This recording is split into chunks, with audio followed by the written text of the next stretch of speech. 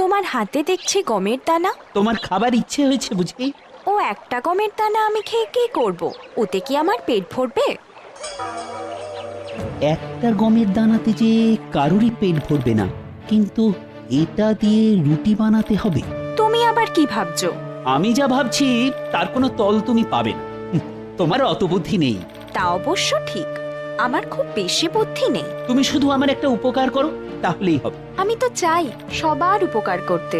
আচ্ছা ঠিক আছে, তুমি আমাকে ভালো হালুই করে সন্ধান দাও। তোমাকে তো এদিক ওদিক ঘুরে খাবার খেতে হয়, তুমি নিশ্চয়ই জানো। আমি নিশ্চয়ই জানি। তুমি দক্ষিণ থেকে কিছু দূর গেলেই ডান দিকে হালুই করের খাঁটি দেখতে পাবে। ঠিক আছে, তুই এখন ভাগ।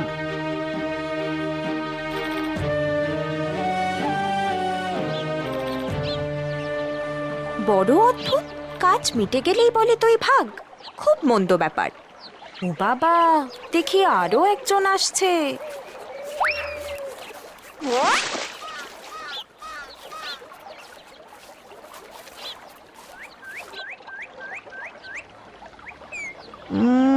না না না, একটা গমে তো একটাও রুটি হবে না। আমার চাই অনেক অনেক রুটি, অনেক, নইলে মহারাজের আবার পেট ভরবে কি করে? তুমিও হাতে গমের দানা নিয়ে ভাবছো? কি আশ্চর্য, সবাই দেখি হাতে গমের দানা নিয়ে ঘুরছে। তুমি বলো তো ব্যাং বাবাজি, এখানে এমন কেউ আছে যে কিনা জাদু জানে? এই নদীর ওই পারে চলে যাও, সেখানে এক ডাইনি আছে, সে জাদু জানে। মানে তুমি যেরকম জাদুকর চাইছো। দেখো আবার কারো কোনো অনিষ্ট করো না, তাহলে তোমার নিজের ক্ষতি হয়ে যেতে পারে। বড্ড বাজে কথা বলিস ব্যাং। আমি এই রাজ্যের মেজ রাজকুমার, আমি কারো উপদেশ পছন্দ করি না। সদুপদেশ আর হিতোপদেশ যে শুনতে চায় না, তার জীবন যে ঘোর অন্ধকার হয়ে যায় মেজ রাজকুমার। আমার যা বলার আমি বললাম, কিন্তু তুমি না শুনলে আর কি করা যাবে?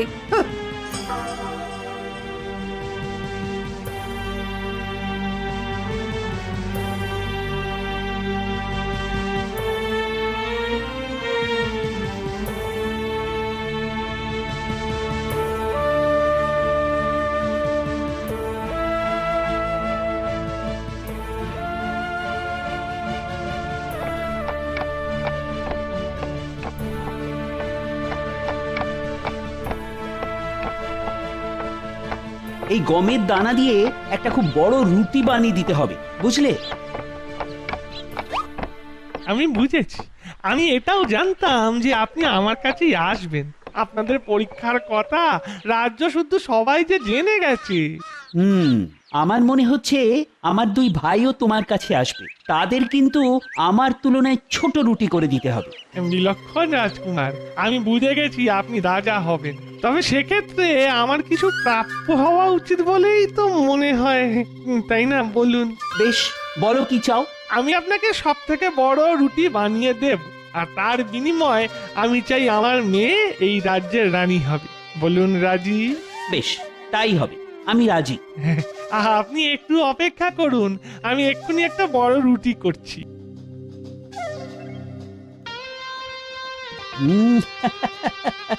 রাজা হওয়া আর আমাকে কেউ আটকাতে পারবে না।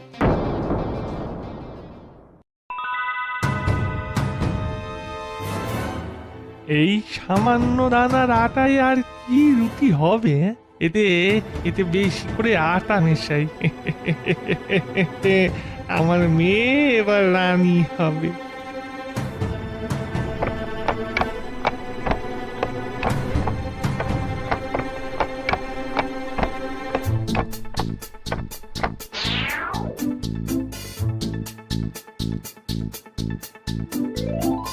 তাড়াতাড়ি চলে যান রাজকুমার, আপনার ভাইরা এলে আমি ছোট ছোট রুটি বানাবো।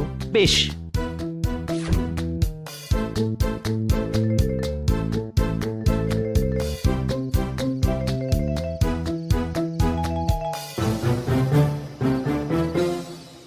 ইরে, আমার সামনে এলি যে বড়, তোর ভয় করছে না?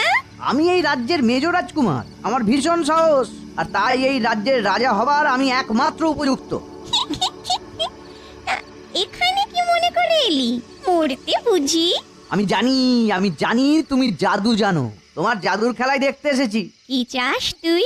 এই এই এই গমের দানা থেকে একটা রুটি করতে হবে। আমি জাদু দিয়ে লাখ লাখ গম করতে পারি আর তা দিয়ে রুটি করতে পারি, কিন্তু আমি এটা তোর জন্য কেন করব? আমি কি পাবো? তোমার যে কোনো শর্তেই আমি রাজি। বলো বলো বলো বলো বলো তুমি কি চাও? তবে শোন, আমি চাই আমার হাতে তৈরি রুটি যে খাবে তার আত্মার অধিকার শুধু আমার কাছে থাকবে।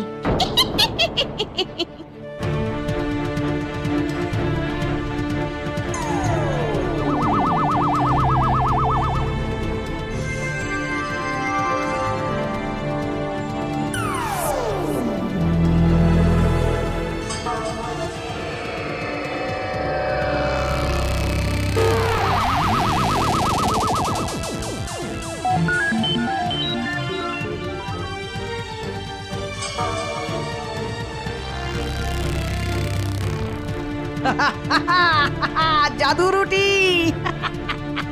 আমার শর্ত মনে থাকবে তো? বিলক্ষণ।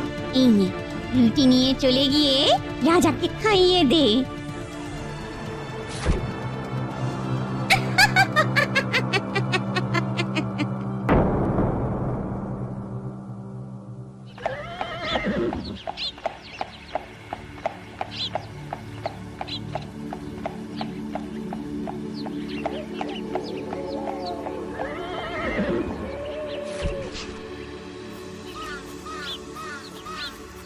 একটা গমের দানা থেকে একটা রুটি, না যদিও বা হলো, তবে সেটা খেয়ে মহারাজের পেটও ভরতে হবে।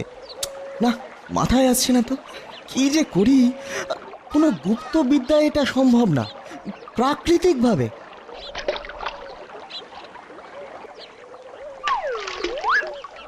তোমাকে অনেকক্ষণ দেখছি এই নদীর ধারে আকাশ পাতাল ভাবছো। আমি কি কিছু তোমাকে সাহায্য করতে পারি? আচ্ছা বলো, এই যে দেখছো গমের দানা, এই গম দিয়ে এমন রুটি করে আনতে হবে যাতে যাতে আমার পেট ভরে। আশীর্বাদ করুন মহারাজ, আপনার এই পরীক্ষায় আমি যেন সফল হতে পারি। বড়ই চিন্তার বিষয়, কিন্তু এটা কি করে সম্ভব? এই গমের দানা থেকে একটা গম গাছ হতে পারে, কিন্তু কি বল